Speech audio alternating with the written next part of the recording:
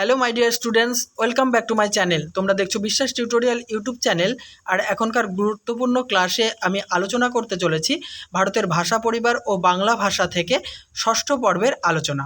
এই পর্বেও আমি 30টি প্রশ্ন উত্তর আলোচনা করব। যারা আগের 1 থেকে 5 পর্ব পর্যন্ত দেখোনি তারা অবশ্যই আমার চ্যানেলের প্লেলিস্ট থেকে দেখে নেবে। দেখো, এখনকার পর্বের গুরুত্বপূর্ণ প্রশ্ন উত্তরগুলি শুরু হয়েছে 151 নম্বর থেকে। কুকিচিন শ্রেণীভুক্ত ভাষা কোথায় কোথায় প্রচলিত? আসামের লুসাই পার্বত্য অঞ্চল, মণিপুর এবং ত্রিপুরা রাজ্যে প্রচলিত। নেক্সট, কুকিচিন শাখার ভাষাগুলির মধ্যে প্রধান ঐতিহ্যবাহী ভাষার নাম কি? মণিপুরের মেইতেই ভাষা।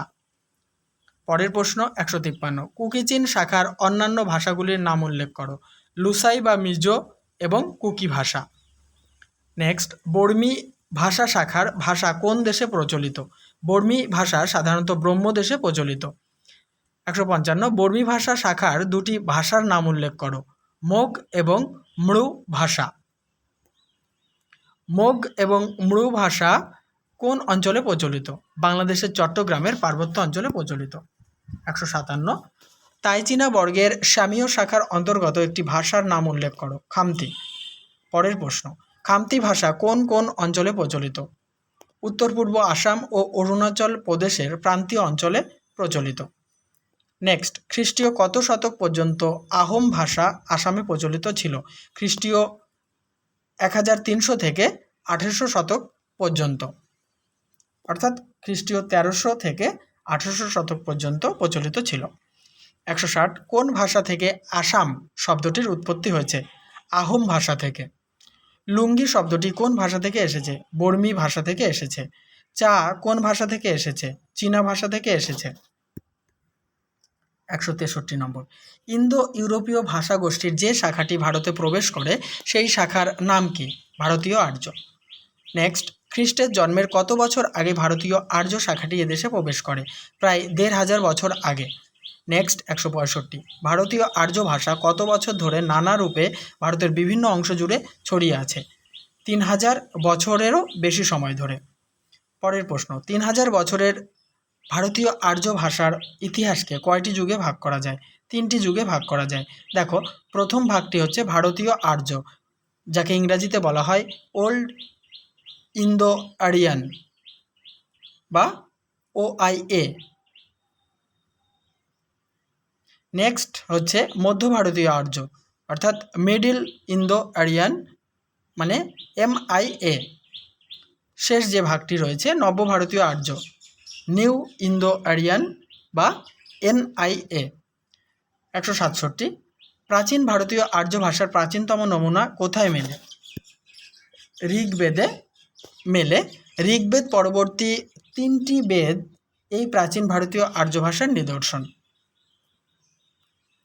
168, প্রাচীন ভারতীয় আর্য ভাষার মধ্যে কয়টি পর্যায় আছে? 2টি পর্যায় আছে, একটি হচ্ছে বৈদিক ভাষা ও সাহিত্য আর দ্বিতীয়টি হচ্ছে সংস্কৃত। বেদ কি সংস্কৃত ভাষায় লেখা? উত্তর হবে না। 170, ভাষার ক্ষেত্রে সংস্কৃতকে কি বলা যেতে পারে? সংস্কৃতকে বলা যেতে পারে বৈদিক ভাষারই বিবর্তিত এবং ঈষৎ পরিবর্তিত রূপ। 171, প্রতিটি ভাষারই কোন দুটি রূপ থাকে? আঞ্চলিক কথ্য বা লৌকিক এবং লেখ্য ভাষা। দেখো, এটা তথ্য হয়ে গেছে, এটা ক হবে, কথ্য। আঞ্চলিক কথ্য বা লৌকিক এবং লেখ্য ভাষা। নেক্সট, 172, লৌকিক ভাষার মধ্যে দুটো পরিবর্তন ঘটে যখন ব্যাকরণে এবং প্রয়োগে বিশৃঙ্খলা সৃষ্টি হয় তখন তাকে নিয়মবদ্ধ করে সৃষ্ট লেখ্য ভাষায় কে রূপদান করেন? উত্তর হবে পাণিনি। পাণিনি রচিত গ্রন্থের নাম কি? অষ্টাধ্যায়ী। নেক্সট, 174, দেখো এটি অনেকটাই বড় উত্তর, এইভাবে তোমাদের আসবে না, কিন্তু এর মধ্যে থেকে উত্তর তোমরা পেয়ে যাবে। 174, পাণিনি রচিত গ্রন্থের নাম অষ্টাধ্যায়ী হওয়ার কারণ কি, বা তার রচিত গ্রন্থের নাম অষ্টাধ্যায়ী কেন হয়েছে? উত্তর হচ্ছে প্রাচীন ভারতীয় আর্য ভাষার লৌকিক ভাষার মধ্যে দ্রুত পরিবর্তন ঘটে ব্যাকরণে ও প্রয়োগে যে বিশৃঙ্খলা সৃষ্টি হয়েছিল তাকে নিয়মবদ্ধ করে সৃষ্ট লেখ্য ভাষায় পরিণত করেছিলেন পাণিনি। এই কাজটি পাণিনি 8টি অধ্যায়ে ব্যাখ্যা ও বিবৃত করেছিলেন বলে তার ব্যাকরণের নাম অষ্টাধ্যায়ী।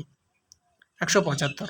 পৃথিবীর সর্বকালের শ্রেষ্ঠ বৈয়াকরণ কে বা ব্যাকরণবিদ কে? উত্তর হবে পাণিনি। 176। অশ্বঘোষ, কালিদাস, ভবভূতি, ভারভী, বিশাখ দত্ত, শূদ্রক প্রমুখ কবি ও নাট্যকারদের রচনায় কোন ভাষার নিদর্শন মেলে? প্রাচীন ভারতীয় আর্য ভাষার নিদর্শন বা সংস্কৃত ভাষার নিদর্শন মেলে। পরের প্রশ্ন, শিক্ষিত মানুষদের ভাব বিনিময়ের এবং সাহিত্যের ভাষা কী ছিল? সংস্কৃত। নেক্সট, কথ্য সংস্কৃতের ক্রমবিবর্তনের ফলে সাধারণ মানুষের মুখের ভাষা কোন রূপ লাভ করে? প্রাকৃত ভাষার রূপ লাভ করে। নেক্সট, আরও প্রশ্নোত্তর আলোচনা করার আগে বলি অবশ্যই ভিডিওতে লাইক, কমেন্ট এবং শেয়ার করো। আর চ্যানেলটিকে সাপোর্ট করার জন্য অবশ্যই বন্ধুদের মাঝে ভিডিওগুলি বারবার শেয়ার করো। আর 100% কমন পাওয়ার জন্য আমার চ্যানেলের প্লেলিস্ট থেকে প্রতিনিয়ত ফলো করে ভিডিওগুলি দেখতে থাকো। আর চ্যানেলটিকে অবশ্যই সাবস্ক্রাইব করতে ভুলো না। 179। প্রাকৃত শব্দটির উদ্ভবের মধ্যে কয়টি দিক আছে? দুটি দিক আছে। আজকের আলোচনার শেষ প্রশ্ন এবং উত্তর, প্রাকৃত শব্দটি কোথা থেকে উৎপন্ন হয়েছে? প্রকৃতি থেকে। তাহলে বন্ধুরা, এই আলোচনার সাথে সাথে শেষ করলাম আজকের পর্ব। পরের পর্ব নিয়ে যথাসময়ে হাজির হব।